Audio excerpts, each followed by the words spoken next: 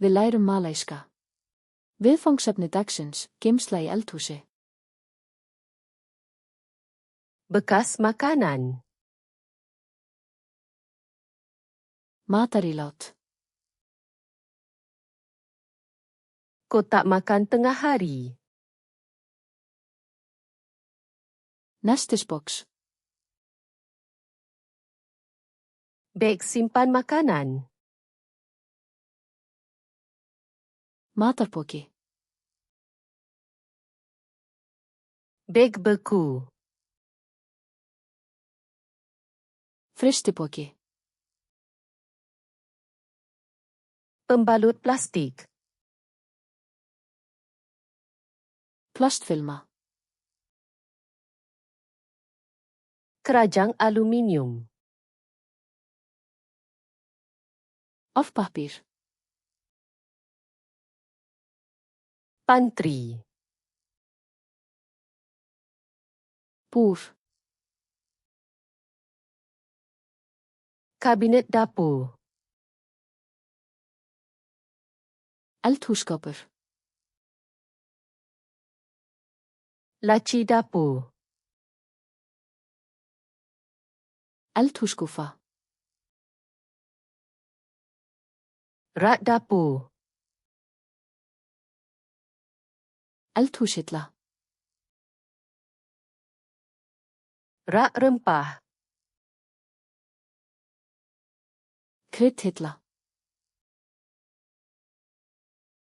Klip bag. Pokaklemma. Sabun pinggan. Uppþvottalaugur. Deterjen mesin basuh pinggan. Uppþvottavélarni. Mesin basuh pinggan. Uppþvottavél. Spen pinggan. Uppþvottasvampur. Berus pinggan. Uppþvottabursti. Berus gosok. Skrúbbursti. Pet penyental. Skrúbbúði. Rak pinggan. Diskarekki. Sinki dapur. Eldhúsvaskur. Penapis sinki. Vaskasikti. Tuala kertas.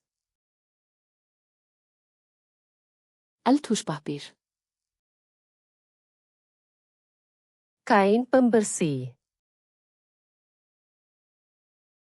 Hreinsiklútur. Tisu pembersih. Hreinsithurkur. Semburan pembersih. Hreinsispray. Botol semburan. Sprayplaska.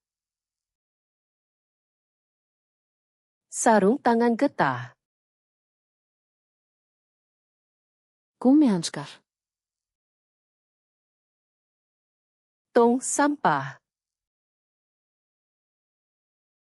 Ruslafata. Beg sampah. Ruslapoki. Tong kita semula. Endurvinnslutuna. Tong kompos. Moltutuna. Penyapu. Kústur. Penyodok sampah. Þægiskófla. Kain lantai. Gólfklútur.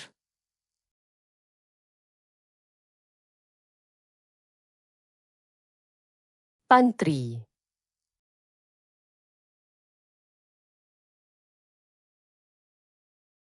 Bekas makanan.